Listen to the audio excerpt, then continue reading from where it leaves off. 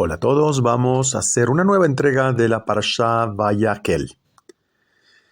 Y bueno, esta Parashá es muy especial en muchas connotaciones porque si nosotros en el sentido literal observáramos el texto de la Parashá, nuevamente nos habla de toda la construcción del tabernáculo.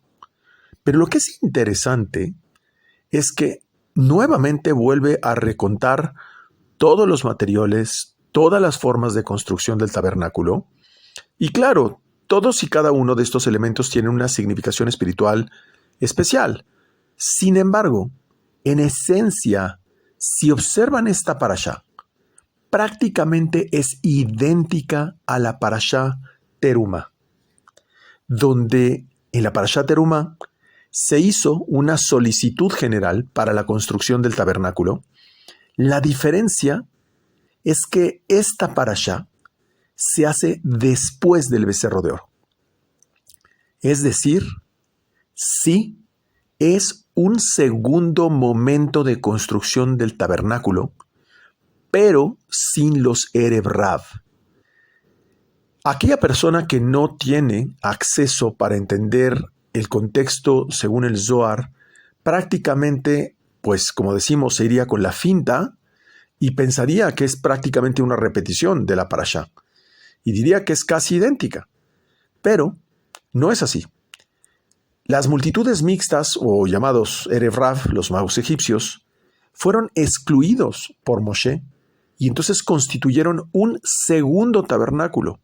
De hecho, el Zohar lo dice literalmente que es un segundo tabernáculo, por lo cual el primero fue desechado porque las aportaciones que fueron, pues obviamente otorgadas por cada uno de los que estaban presentes en el pueblo de Israel, pues no era muy kosher, no era muy correcto recibir estas aportaciones, cuando en realidad sabemos que había una gran energía, una gran intención de idolatría y una gran envidia y una gran cualidad de impureza dentro de todos los aportantes. Por lo tanto, ese tabernáculo fue prácticamente desechado por el pueblo de Israel, particularmente por Moshe.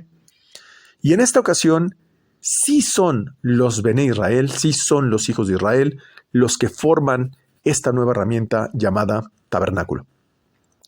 Llama la atención que cuando observamos esta parashá, lo primero que hace es dar un ordenamiento del Shabbat.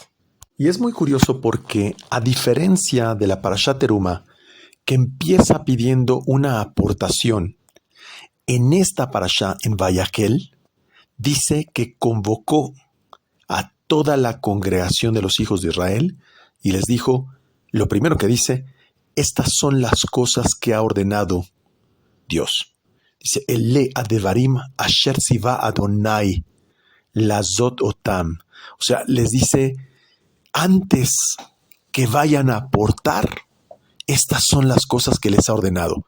Ahí ya nos da un indicio muy claro. Lo que les está diciendo es, lo que vayan ustedes, antes de congregarse, primero respeten. Y me gustaría solamente por recordatorio, porque de verdad es importantísimo lo primero que dice esta parashá.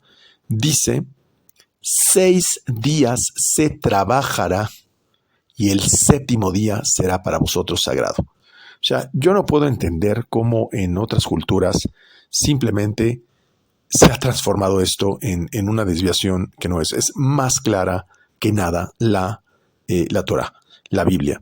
Dice, Sheshet yamim teazeh melachá ubayom hashevi yelachem kodesh. O sea, pero además inmediatamente dice, Shabbat Shabbaton ladonai.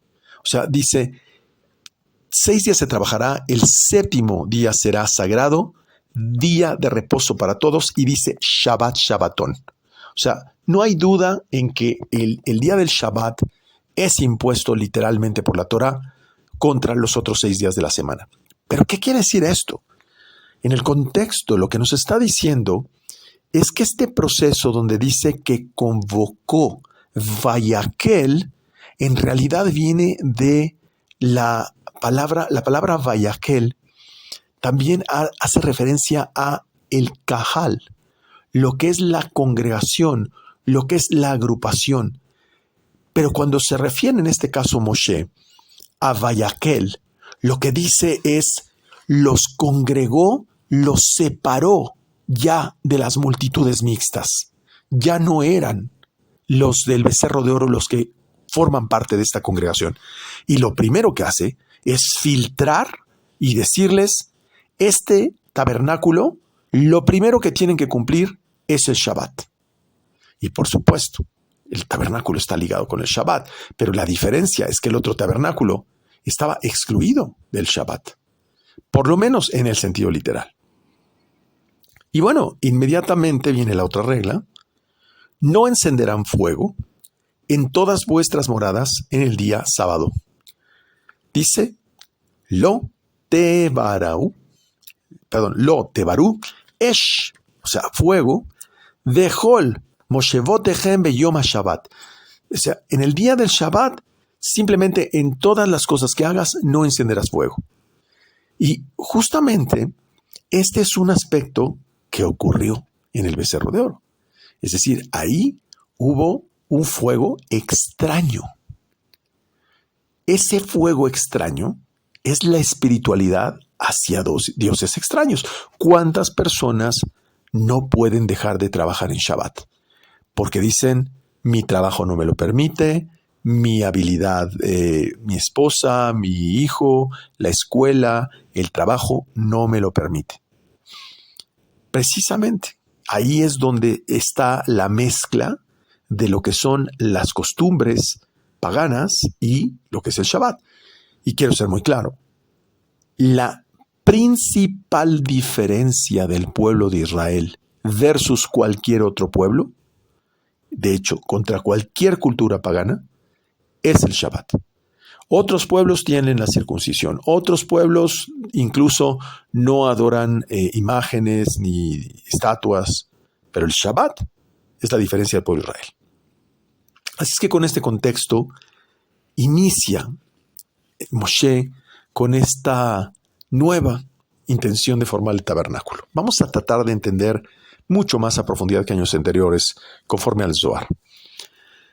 Entonces, de forma práctica, entendemos que en términos generales, el tabernáculo en esencia es el trono de Akadosh Baruj Hu. Y por favor, repito este concepto. El tabernáculo en esencia es el trono de Akadosh Baruj Hu. ¿Y qué es el trono de Akadosh Baruj Hu? Bueno, en realidad son los patriarcas, Abraham, Isaac y Jacob, que conforman básicamente un trono. Abraham es el amor incondicional, Isaac es la restricción y Jacob es el saber restringir para dar, es el equilibrio, es la unión del mundo de arriba con el mundo de abajo. Pero en esencia es el lecho conyugal. La pareja que es capaz de bajar el alma de un justo al mundo, eso es el trono de Akadosh Baruj Hu. En su defecto, la unión del mundo de arriba con la unión del mundo de abajo, a través de las meditaciones correspondientes, que no solamente tienen la capacidad de traer un hijo al mundo, sino también de crear eventos felices.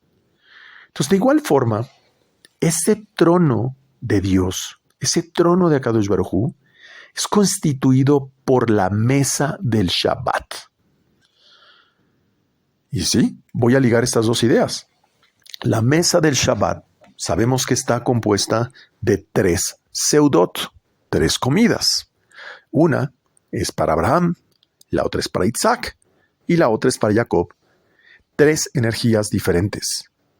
Porque en la mesa de Shabbat, lo que nosotros hacemos con cada alimento que comemos no es una bendición. Akadosh Baruj Hu no necesita que bendigamos los alimentos. Si no estuviera bendecido tu alimento, simplemente no estaría en tu mesa. No, lo que ocurre es que el hombre es quien reconecta y da un sentido al mundo mineral, al mundo vegetal, al mundo animal y al mundo del hombre. Y por supuesto, por eso hacemos diferentes conexiones en la mesa de Shabbat. De hecho, Está claro que la mesa de Shabbat corresponde a un acto sexual. Con esto, por supuesto, no estoy hablando de sexo, sino en términos de una relación femenino-masculino, al momento que a lo largo de 3 comidas hacemos múltiples uniones del mundo de arriba con el mundo de abajo. Y el alimento sería una manzana o a lo mejor un pescado, tiene una condición femenina.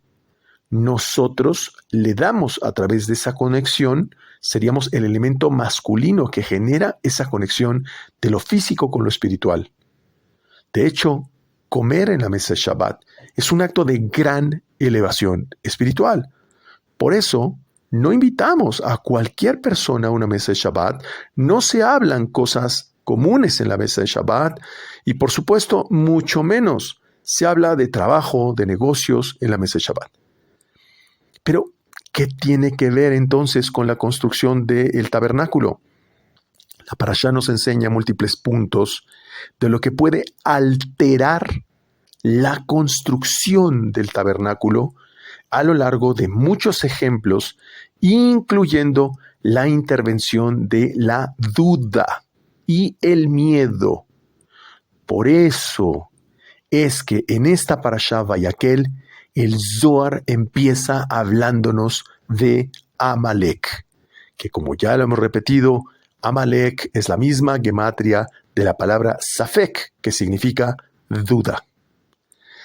¿Qué es lo que altera la conexión de lo masculino con lo femenino? ¿Qué es lo que altera la conexión del ser humano con su espiritualidad? La duda. Eso genera una desconexión. Entendamos que Amalek es el enemigo jurado del pueblo de Israel. Lo voy a decir de una forma diferente. La duda y el miedo es el enemigo jurado del pueblo de Israel. Es para comprender en un plano más elevado una fuerza que rompe la conexión de Akadosh Baruj Hu con su pueblo. Amalek, de gematría Safek, duda, ocasiona una ruptura de conexión en el mundo de arriba con el mundo de abajo. Cuando la persona duda, cuando la persona cae en miedo, lo que está haciendo, y lo voy a explicar de una forma sumamente interesante, lo único que está haciendo la serpiente, que es una energía, al poner esa duda, es que la persona se sienta acorralada, se sienta como si estuvieras en una esquina con una serpiente enfrente y te sientes acorralado. Ese miedo, esa fuerza que desprende de ti, alimenta al lado izquierdo, alimenta la inclinación del mal. Entonces, por eso me gustó mucho algo que dijo un cabalista: no te vas a morir del miedo que sientes, sino de las consecuencias que van a venir sobre tu vida, sobre ese miedo que tú mismo has alimentado y creado una fuerza contraria que es así te va a dañar a raíz de lo que a ti te pasa por lo que tú provocas. Entonces, en realidad, cuando comprendemos esa acción, ese miedo, esa duda, lo primero que impide es nuestra conexión a través de la meditación. Ya no se puede meditar cuando se está uno intranquilo. Y por el contrario, lo que va a hacer es una reacción impulsiva. Normalmente se van a aflorar las emociones, se va a aflorar la voz alterada, el llanto, las emociones bajas que nos llevan a actuar de forma totalmente equivocada. Y empieza la parashá diciendo: y reunió Moshe a toda la congregación de los hijos de Israel. Esto está escrito en Shemot, capítulo 35, versículo 1.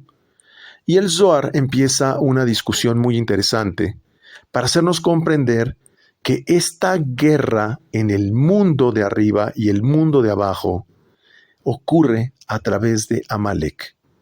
Es decir, continuamente nuestra fisicalidad cuestiona la espiritualidad cuestiona la fisicalidad y genera esta contradicción donde confiamos por un lado en Hashem, pero por el otro lado, pues vemos las circunstancias de la vida y decimos, entonces no puedo confiar en lo que está pasando, y eso es lo que genera la duda, y genera una disrupción total para efectos de poder salir adelante. Entonces, en realidad, hay una diferencia en el pueblo de Israel. La duda trae como consecuencia el miedo. Hace una diferencia entre aquellos que tienen la capacidad de mantenerse en el camino correcto y aquellos que se desviarán. Estas palabras no las digo yo. Estas palabras son del Zohar. Repito, la duda y el miedo hacen una diferencia entre aquellos que tienen la capacidad de mantenerse en el camino correcto y aquellos que se desviarán. La fuerza de Amalek, de la duda, está constituida por la serpiente, que promueve la guerra, la disrupción, arriba en el pensamiento y abajo en las emociones, en el cuerpo, en la parte espiritual y en el punto de actuación. Es decir, a medida que la serpiente, que es esta energía, a través de una impresión, una película que nos pasa en los 5 sentidos, domina al hombre y siembra la duda en él. La serpiente y todo lo que son las fuerzas del mal no te pueden tocar. No te pueden tocar. Pero lo que sí van a hacer es sembrarte una duda para que dentro de esa duda, ahora sí tú empieces a actuar como un títere donde ni siquiera necesitan tocarte para manipularte de la forma incorrecta. Lo domina en ese momento la serpiente, repito, como si fuera una marioneta. En ese momento, Akadosh Baruj Hu pierde toda potestad sobre el hombre. Ya no es Akadosh Baruj Hu que habita dentro del hombre. Podríamos decir que en ese momento ya es un hombre habitado por el miedo, como consecuencia, por la serpiente. Y en ese momento el hombre es capaz de cometer cosas atroces, horribles, tanto en el mundo de arriba como en el mundo de abajo, a raíz de ese miedo. Entonces, ¿qué es lo que ocasiona la duda?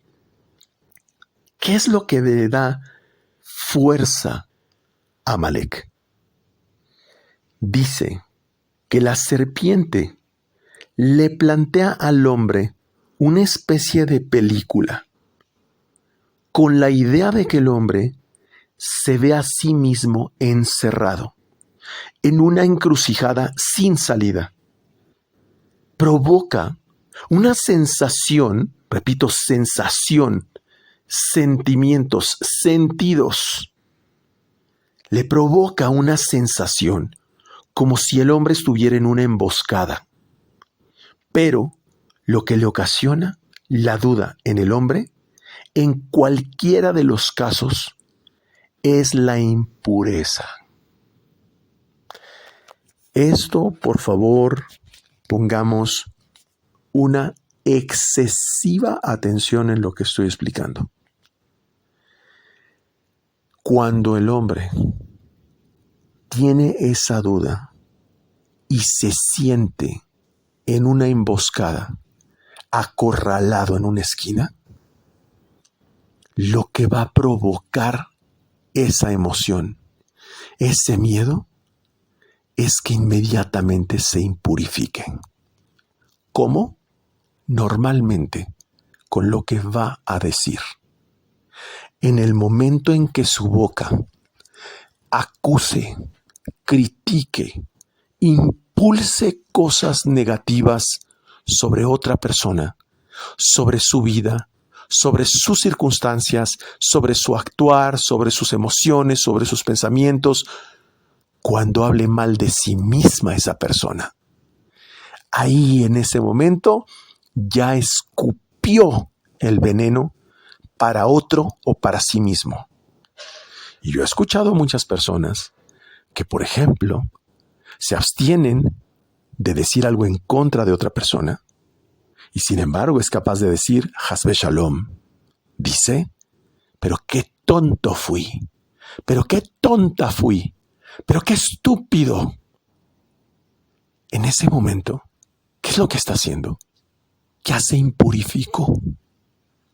En ese momento ya Kadosh Baruj Hu no tiene control ni potestad de esa persona. Lo que hace la serpiente es impurificar a la persona. ¿Qué fue lo que hizo con Javá? Provocar que Javá absorbiera una impureza. Y una vez que estaba impura, se acabó el juego. Ya no es el dominio de la parte divina. Esto, así como hay lashon levatala, la mala boca que vierte palabras impropias, también, por el otro lado, en la parte física, normalmente deriva hacia zera levatala. Es decir, la persona se ve acorralado y empieza a generar emociones impuras. Esto es lo que mancha el tabernáculo. Y esto inmediatamente va a generar una serie de eventos que traerán dudas y miedos. El hombre que cuida el brit, el pacto, no tiene por qué temer a Amalek. Repito lo que estoy diciendo. Aquel hombre que cuida su pureza sexual, aquella mujer que cuida la pureza sexual y aquel que cuida la boca, no tiene por qué tener miedo de nada. Pero basta que de verdad no se purifique a través de dudas y miedos. ¿Dónde lo podemos comprobar? Porque dice la Torá, mira lo que hizo Amalek cuando subió a Egipto. Repito, lo que hizo Amalek cuando subió a Egipto. Eso está, primer libro de Shemuel, capítulo 15, versículo 1. Dice la anotación que escribí aquí para mí. Hay que observar que dice subió Amalek, lo que le da fuerza para subir. Y dice la frase, si hay con ustedes un hombre impuro, por derrame que ocurra por la noche. Tanto el hecho de que sube Amalek como de la impureza del hombre por la noche, ambos versículos están relacionados con impureza. Porque cuando la serpiente ocasiona esta acción de impureza, el tabernáculo se mancilla. La Shejiná es maltratada. Y en el momento en que la Shejiná, la presencia divina, se va, el hombre ya no tiene un escudo, ya no tiene una protección. Se vuelve vulnerable completamente a las fuerzas negativas. Por ello, cuando dice que Bilam, hijo del hechicero, hijo de Labán, ¿se acuerdan que lo expliqué en una parasha anterior? Cuando Bilam, el hechicero, dice, y encontró Elohim a Bilam. Y llama la atención, ¿no? ¿Cómo es posible que Dios encontrara a Bilam? Pero la palabra que utiliza para decir encontró en hebreo es vaikar. Esto es escrito en Bamidbar, capítulo 23, versículo 4. Habla el Zohar que la palabra vaikar denota impureza, es decir, vaikar representa polución nocturna. Es decir, que lo que vio Elohim, el rigor, fue la polución nocturna de Bilam. Pero podíamos decir que la palabra Elohim implica santidad. Entonces, ¿cómo es posible que Elohim, aun cuando representa rigor, se vea vinculado a una cosa tan impura como este acto de Bilam? ¿Por qué es esto? Porque Bilam pensaba en elevarse a un nivel extremo a través de las ofrendas que sacrificó. Pero le puso impureza en sí mismo el Creador para que perdiera toda su fuerza. Ese es el secreto de encontró Elohim a Bilam. Es decir, sí sabía Bilam cómo hacer las ofrendas para elevarse espiritualmente. Porque esta parashá habla de las ofrendas. Pero la diferencia es que Akadosh Baruj Hu le puso impureza para que no pudiera tomar toda esa fuerza, porque de otra forma, literalmente destruiría el mundo. Cuando dice, salió a tu encuentro en el camino, la palabra que utiliza en encuentro es karja, y se refiere a que lo que salió a su encuentro en el camino fue la serpiente para contaminarle por todos lados, por cuanto peleaban contra Amalek. Entonces Moshe se fortalecía en lo alto, por eso subía los brazos, es decir, Moshe representaba la conexión del mundo espiritual, que representaba el sol, la Sefirá Tiferet, la conciencia, y Yehoshua peleaba abajo, Josué peleaba abajo, que representa la luna, la imaginación. Entonces Moshe elevaba los brazos y representaba el nombre de Tiferet, la conciencia, Yud-He-Vav-He, el sistema creador. Y por otro lado, Josué, Yehoshua, peleaba abajo, en la imaginación, y representa el nombre Shin-Dalet Yud, Shaddai. Por eso, esta es una metáfora para expresar que el Shem, el nombre, Yud-Shin-He, Dalet-Vav Yud-He, es la unión de Tiferet con Yesod. Es decir, cuando Moshe y Josué peleaban contra Amalek, lo que en realidad significa, o está ocultando aquí la Torá, un nombre que es Yud-Shin-He, Dalet-Vav Yud-He, que es la unión de Tiferet con Yesod, representa la luna llena. Cuando la conciencia llena la imaginación, ahí no hay posibilidad de que la serpiente ponga polución en el ser humano. Por lo tanto, hago referencia aquí a que este Shem, este nombre, es igual a cuando Yosef recordó a su padre, que evitó la polución con la esposa de su amo. También se refiere a unir Yud-He-Vav-He, que es Jacob, con Shaddai, Shin-Dalet Yud, que es Yosef. Por eso entonces ligamos estos dos eventos, la pelea contra Amalek, que es Moshe con Josué, y por el otro lado Yosef, que recordó a su padre. Ambos hacen referencia a la unión de Yud-He-Vav-He con Shin-Dalet Yud. Ambos episodios lo que están hablando es de combatir la impureza, es decir, el pacto que daña la Vav, en otras palabras, el conector. Esa impureza es lo que alimenta a la serpiente, que a su vez va a inducir la duda y genera dolor arriba y abajo. ¿Por qué genera dolor arriba y abajo? Porque una vez que el hombre se impurifica y pierde toda su fuerza de conexión, genera un gran dolor en el mundo de arriba, que el hombre se ha manipulado prácticamente como una marioneta.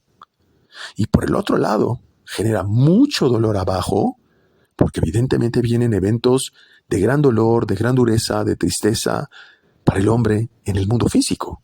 Por eso la duda y el miedo generan gran dolor en el mundo de arriba y en el mundo de abajo. Pero cuando una persona es afectada por esta situación, aquí viene algo muy peligroso que a veces no conocemos. Yo recomiendo continuamente que busquen alejarse de personas que se observa son impuras. Y por ahí algunos de mis alumnos me han dicho, es que no es posible convivir con puras personas que estudian el Zohar. Sí, tienes toda la razón. Solamente quiero advertir que cuando tú estás en medio de una revuelta, los botellazos, las piedras, los golpes surgen para todos, incluyendo los malos y los buenos. Y eso es exactamente lo que pasa. Lo que ocurre es que cuando tú estás alrededor de gente impura, el daño va a ser por igual a los justos y a los piadosos cuando están junto a personas malvadas. Entonces, ¿qué pasa? A veces tú piensas que estás estudiando Zohar, que estás haciendo tefilá, que estás haciendo muchas cosas correctamente. No, yo no me impurifico. Pero la persona con la que trabajas, tu hermana, tu hermano, el vecino, la persona con la que convives, sí es impura.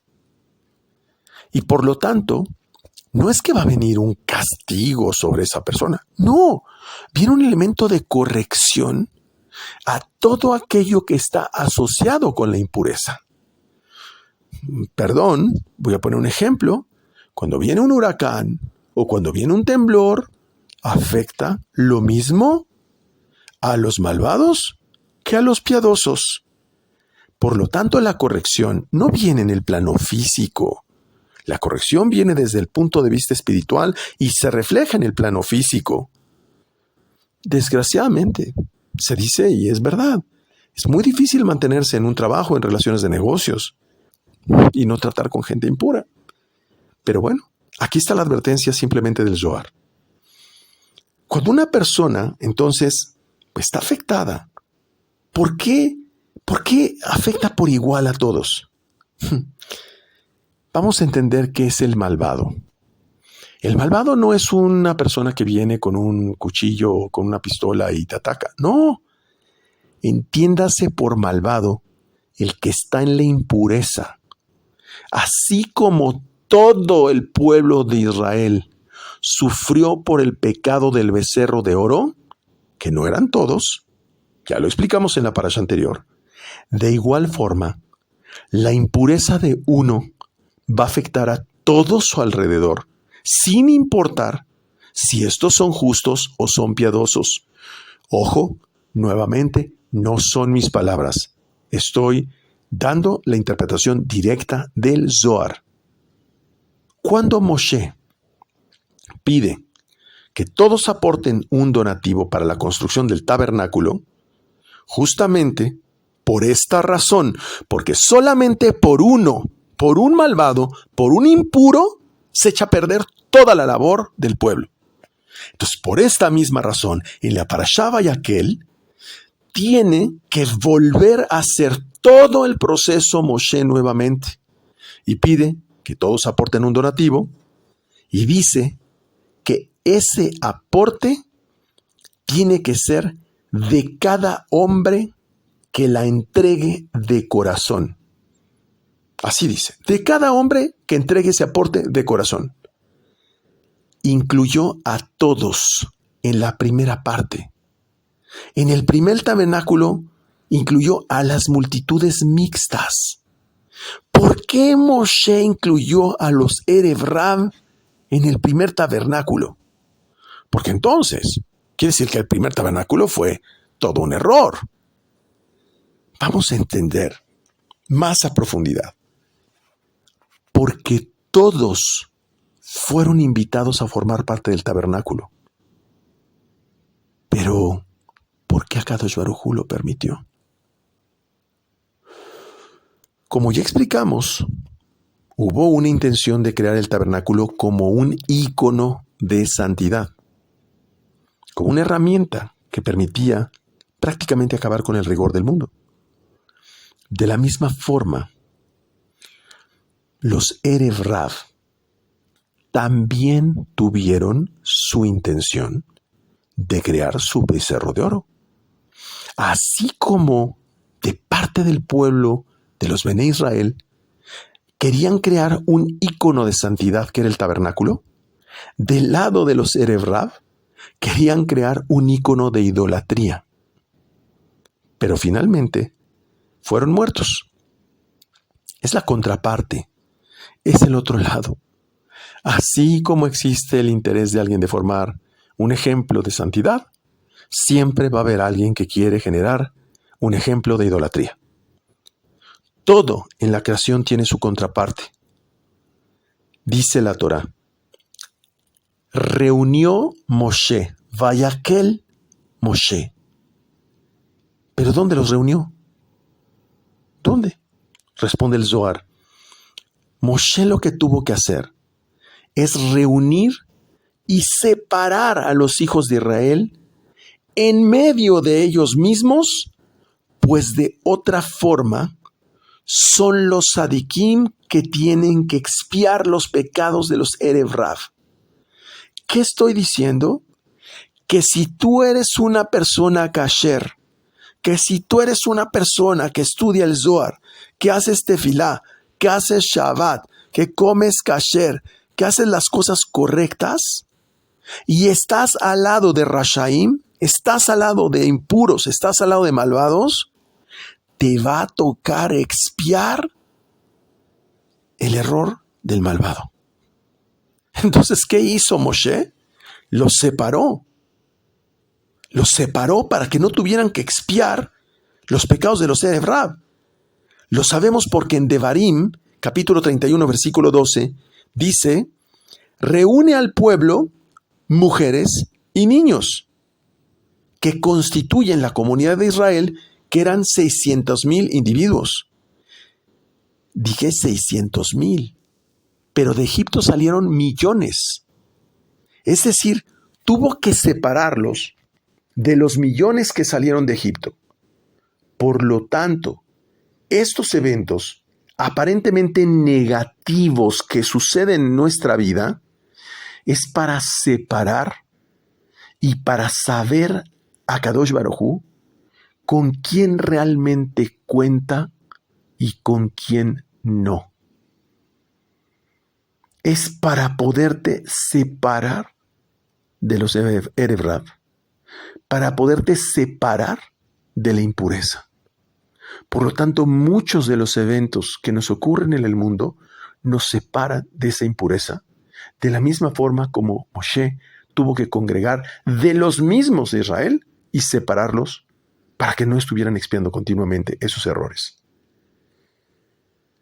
Ahora bien, dice que cuando bajó Moshe del Sinaí, dice una expresión muy típica, que era cuando venía bajando Moshe y Josué, Yehoshua, dice, y oyó Yehoshua el alarido de la gente cuando gritaban.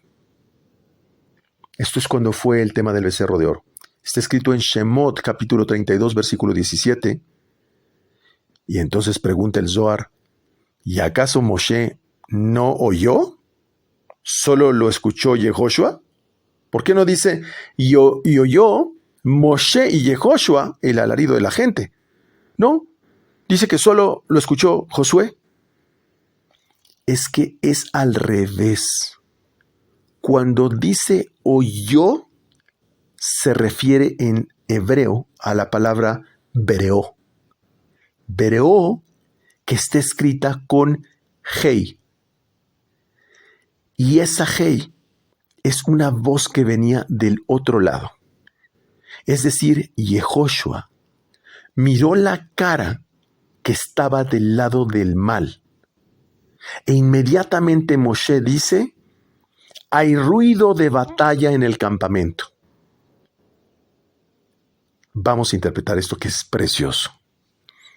Lo que vio Yehoshua, que representa la imaginación, inmediatamente vio el mal. Él vio el mal, el reflejo del mal. Pero Moshe, lo que realmente oyó, lo que realmente vio, fue la duda que había y que atacaba a los israelitas. Nos está explicando que siempre que hay duda, viene el reflejo del grito, del lloro, el alarido, a raíz de la duda. Pero repito, a raíz de la duda. En ese momento, dice el Zohar, cuando Moshe dijo, ¿hay ruido de batalla en el campamento? ¿Cuál batalla? La duda. En cuanto hubo duda, la primera tabla se rompió. Es decir, las letras que estaban en las tablas de zafiro se alejaron. Es decir, el alma de las letras era lo que levantaba y sostenía el cuerpo de las tablas. Como un cuerpo que se queda sin espíritu, se desploma, se hace pesado. Y esto lo explica el propio Zohar. Entonces, las cuatro condiciones que se asocian a estos distintos momentos que se presentan también en nuestra vida están relacionados con las estaciones del año. El Zohar explica que las 4 estaciones del año, es decir, como si fueran 4 sistemas relacionados a nivel de nuestras emociones, son Gesed, Geburah, Tiferet y Malhut. En el mes de Nisan tenemos Pesaj. Es Gesed, porque es un gran Gesed que nos levanta a todos y nos libra de toda esa impureza. Por eso es un gran Gesed. Y representa el lado sur. Luego en el mes de Tishrei tenemos el norte y Geburah. Es un mes duro. Luego tenemos el mes de Tamuz, que representa el este, y Tiferet. Y luego tenemos el mes de Tevet, que es el oeste, y Malhut. Y una estación, cuando ocurre, también incluye a todas las demás. Es decir, una estación influye a todas las demás estaciones. No es una estación donde acaba una y es totalmente aislada del efecto de la otra. De la misma forma, nuestros distintos sistemas emocionales van concatenados y van afectando el uno al otro, como si también estuviéramos concatenados con esa modalidad que presenta las distintas estaciones, porque si se fijan, todas estas sefirot que acabo de mencionar son de la parte de Zeir Anpin, son del sistema emocional. Pero dice el Zohar que por medio de la voz del otro lado despertamos Tiferet y Malhut. Esto se refiere a que con la trenza de Yud-He-Vav-He, que es Tiferet, y Malhut, que es Aleph Dalet Nun Yud, se genera una trenza, o sea, Yud Aleph, He Dalet, Vav Nun He Yud. Cuando nosotros trenzamos Yud-He-Vav-He con Aleph Dalet Nun Yud, es que la voz es escuchada. Esa trenza une Tiferet con Malhut, la columna central. Por eso es que se entiende que este Yihud, Yud Aleph He Dalet Vav Nun He Yud, es la unión que representa la frase Yehoshua oyó el alarido de la gente cuando gritaban. Es decir, porque Yehoshua representa la luna que desemboca en Malhut y por lo tanto, a través de este Shem, podemos esperar que nuestra voz sea escuchada en este mundo, que nuestra oración sea respondida en este mundo. Aquí es donde explica el Zohar que justamente Moshe reúne a toda la congregación de los hijos de Israel, pues la palabra Vayakel viene de la raíz Kahal, congregación, donde ya habían sido excluidos los Erev Rav en la construcción del tabernáculo. En verdad que para poder explicarles este párrafo, creo que tardé una noche completa en poderlo comprender. Avancé muy lento en esta parashá para poder comprender este párrafo. Y esta parashá explica que los tiempos también asociados con la noche tienen un efecto importante en términos de nuestra vida y de la oración, del estudio, etc. Primero, se aclara el concepto de que se estudia el Zohar a partir del canto del gallo. Y viene aquí en esta parashá Vayakel. No vi este concepto por parte de mi maestro, lo explica en otra parashá, pero lo menciona el Zohar en Vayakel. Lo cual se refiere a la medianoche. ¿Por qué gallo? ¿Por qué dice que se estudia el Zohar a partir del canto del gallo? Porque es aquel cuyo corazón le ha hecho distinguir entre el día y la noche. Es decir, entre el momento normal del día y el momento para despertar la sabiduría y el estudio. Este es el significado profundo del gallo. Aquel que distingue el momento normal para dormir, para comer, para cenar, para descansar, y el momento de entregarse a un momento de sabiduría y de estudio. Pero viene un secreto, y es que indica que en ese momento Akadosh Baruj Hu ha golpeado 390 firmamentos. Hace referencia a aquellos que rompen su cuerpo. Valor 39, que es la declinación de Yud-He Vav-He con Alefim sin el último He Alef. O sea, Yud Vav Dalet, He Alef, Vav Alef Vav. Estas letras, su valor total en suma es 39. Es decir, que aquel que rompe su sueño y conecta con la sabiduría y el estudio, rompe con su cuerpo y conecta como si fuera solamente la parte de su alma, sin la última parte que es su cuerpo, como si fuera un ángel. De hecho, es el mismo valor gemátrico de la palabra tal. Estos, dice el Zohar, se conectan con las 10 sefirot del árbol de la vida. Estos son los que Akadosh Baruj Hu se acuerda de ellos cuando hacen este propósito en la noche. Quiero aclarar, el Zohar no está explicando de la manera como yo se los estoy diciendo. Esta es la interpretación después de muchas horas de pensar lo que está explicando el Zohar. Comentario. Estos que se dedican y que despiertan, rompen con su cuerpo y que han distinguido entre el día y la noche, se asemejan a los ángeles que alaban al Creador. Es decir, los que le estudian, por consiguiente, le alaban. La noche dice que tiene 12 horas. Así dice el Zohar, tiene 12 horas, que están divididas en 3 etapas, que obedece a 3 columnas, derecha, izquierda y central. Cuando la noche tiene más de 12 horas, esas horas excedentes son consideradas como día y no como noche. Entonces sabemos que en algunos países la noche no dura 12 horas. Por ejemplo, en este momento donde estoy, está amaneciendo prácticamente a las 6:15, 6:30. Y normalmente está anocheciendo a la misma hora, entre 6:15, 6:30. Quiere decir que la noche tiene un valor aproximado de 12 horas.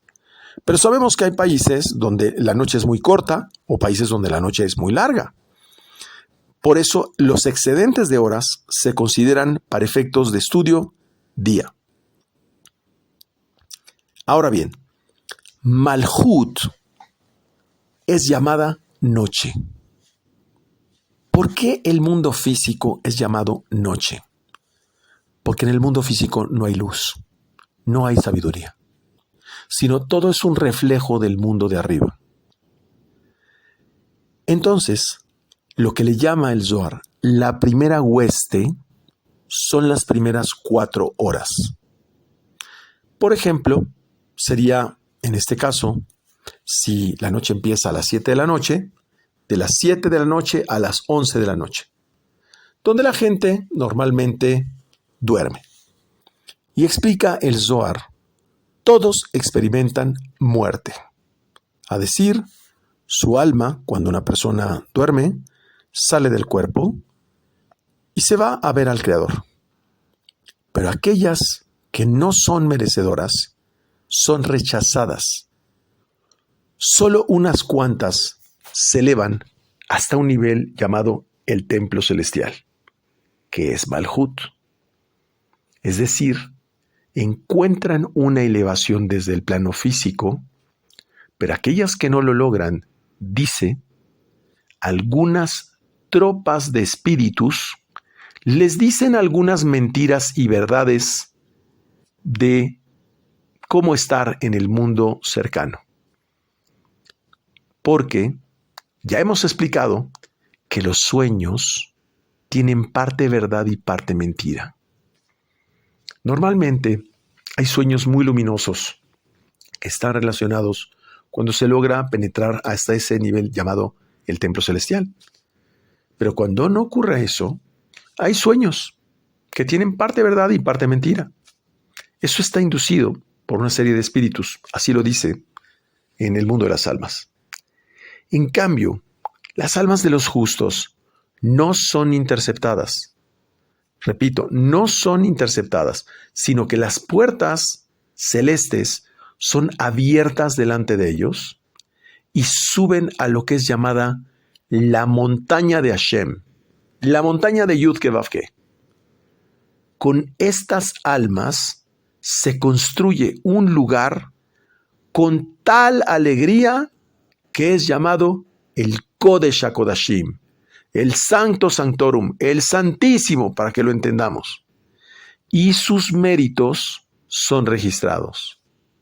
Es decir, aquellos que han penetrado más allá del otro lado, ahí solamente pueden entrar las almas de Israel. Aquellos que han logrado penetrar el lecho conyugal a tal magnitud, ahí donde están esas meditaciones, donde está ese proceso, donde el alma verdaderamente hizo una entrega total, ahí, con esas meditaciones son anotados esos méritos. Es decir,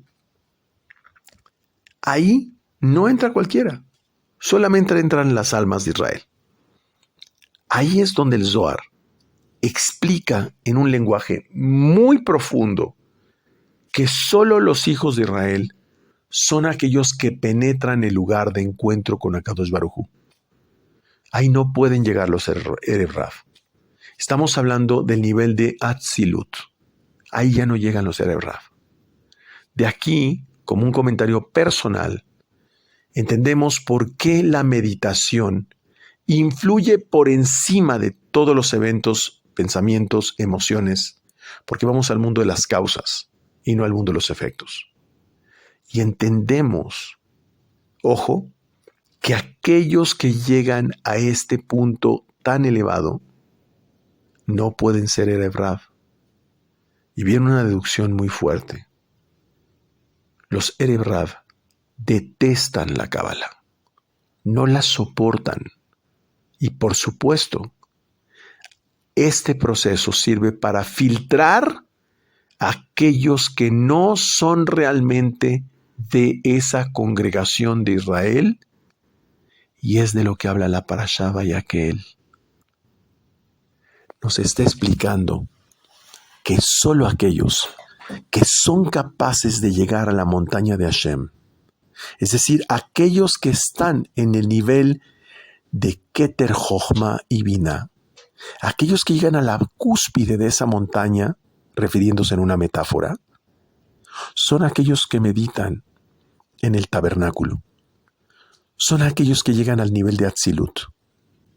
Y para llegar al nivel de Atzilut, tiene que conocer los secretos del cielo. Y los secretos del cielo solamente los explica la Cábala. Por lo tanto, los Erev Rav ya no llegan ahí. Y por lo tanto, los Erev Rav detestan la Cábala.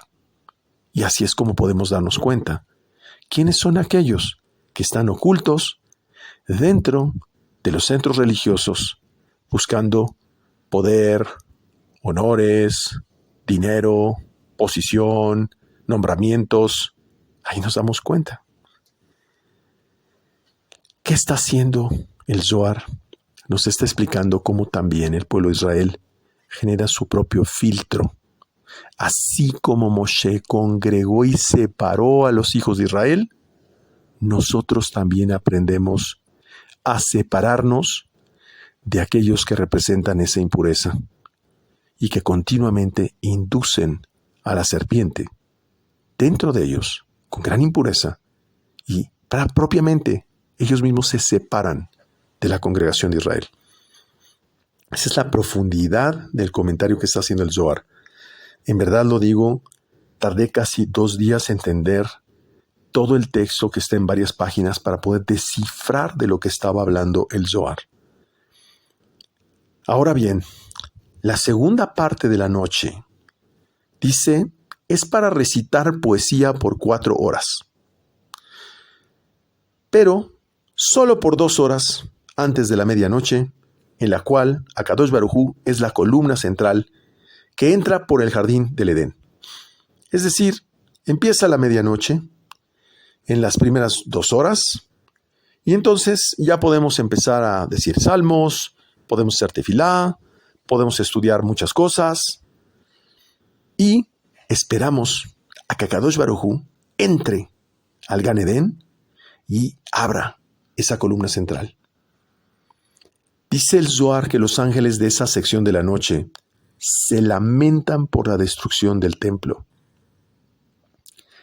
¿Por qué se lamenta por la destrucción del templo? Porque ya no hay conexión. Porque en el momento en que nosotros empezamos a hacer tefilá, tenemos que restablecer, reconstruir esa conexión que no existe ya ahora porque no hay templo. En las segundas 4 horas de la noche, me refiero, se manifiesta la columna izquierda. Es decir, empieza la noche, la gente está dormida, pero empieza a hacerse más crudo, más rigurosa la noche, y se manifiesta la columna izquierda. Por eso normalmente los antros, las discotecas, les gusta abrir por ahí de las 11, 12 de la noche. Es la parte más cruda de la noche.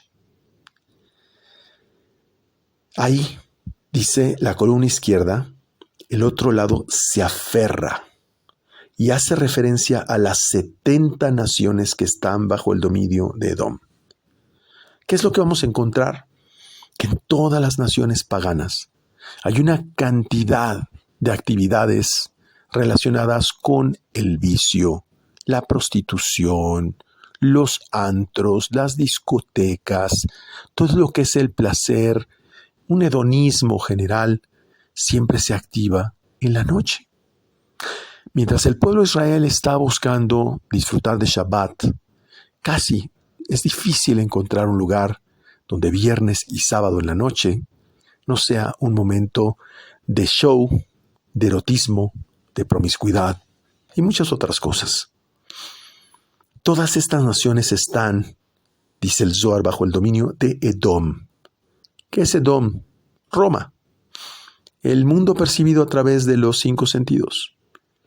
Por eso, la religión que está asociada con Edom representa siempre un templo físico, un lugar donde hay que ir a congregarse al templo, ver imágenes, ver estatuas, todo lo que puedes tocar, sentir, ver con los 5 sentidos. Y que fueron formadas estas ideologías desde la época de Babel, junto con lo que son llamados los ríos de Babel. Esta parte de la noche está asociada solamente a Geburah. Y se le compara a esta parte de la noche cuando en el momento en que vivió Esther y Mordejai, Esther logra el dominio de estos juicios. Es el secreto de Zeirampín con Malhut. Dice una frase, porque fuimos vendidos mi pueblo y yo, para ser destruidos, asesinados y aniquilados. Esto lo dice en la Megilá de Esther, capítulo 7, versículo 4. Justamente recién pasamos Purim. Por cuanto explica que fue el hecho de que el pueblo de Israel se mezcló con el lado izquierdo al beber vino pagano, que fue lo que despertó el juicio de la aparición del mamado Amán. ¿Qué es lo que prevalece en esta parte de la noche? Juicio, vino, promiscuidad, el lado izquierdo. Es el momento perfecto para el caos. Pero llega un momento en que avanza la noche, lo explicábamos, cuando Akadosh Baruj Hu finalmente entra en el jardín del Edén, en el Gan Edén, y entra junto con todas las almas de los justos. Se abren las puertas del mismo. Son las 4 últimas horas que representan la columna central. Y entonces, más o menos, de ahí a partir de las 3 de la mañana hasta las 4 de la mañana, son aproximadamente 4 horas, donde eso es llamado la columna central, y donde cuando nosotros meditamos y estudiamos, despertamos esas almas de los justos, y nuestro estudio les alimenta y conectamos con toda esa fuerza, la cual se extiende hasta la mañana, donde dice: todas las estrellas y constelaciones alaban a su Señor y recitan poesía. Se refiere a todos los justos. Las estrellas y las constelaciones, cuando las habla el Zohar, cuando las habla la Torá, no se está refiriendo a los puntitos de luz que vemos en el firmamento. No, es una metáfora que se refiere a aquellos justos que se dedican a estudiar los secretos del cielo, como si estudiar los secretos del cielo fuera recitar una poesía, hasta que sale el sol, y entonces todos los Bene Israel cantan abajo y arriba, es decir, aquellos que han unido en ese estudio y con sus oraciones del día unieron la noche y el día. Dice: esos que unieron la noche y el día están asociados a lo que se llama la salida de la rueda del sol. Y aquí viene descifrar. Ya sabemos que el sol se refiere a la Sefirá Tiferet. Son la columna central. Aquellos que a través del conocimiento y el estudio del Zohar representan la columna central y la Teshuvah. ¿Quién hizo Teshuvah? ¿Quién representa la Teshuvah? ¿Quién representa la columna central Tiferet? Jacob. ¿Y cuándo fue llamado Israel? Cuando fue capaz de luchar contra un ángel. Aquel que tuvo dominio del mundo espiritual. Esos son los que representan la salida de la rueda del sol. A través del conocimiento y el estudio, representan la columna central y la Teshuvah. Pero vamos a explicar aquí un pequeño concepto de la Teshuvah. Teshuvah, mal traducido como arrepentimiento, más bien debería significar regresar al camino, regresar a la verdad. Teshuvah también representa Tashuv He, regresar a la Hei. ¿Cuál Hei? La letra Hei de Binah, del nombre Yud Ke Vav Ke. ¿Y qué fue lo que hizo Jacob? Tenía 2 esposas, 2 hermanas, Lea y Rachel, pero en realidad eran 2 hermanas, Binah y Malhut. Representa la unión de los 2 mundos como si fueran hermanas.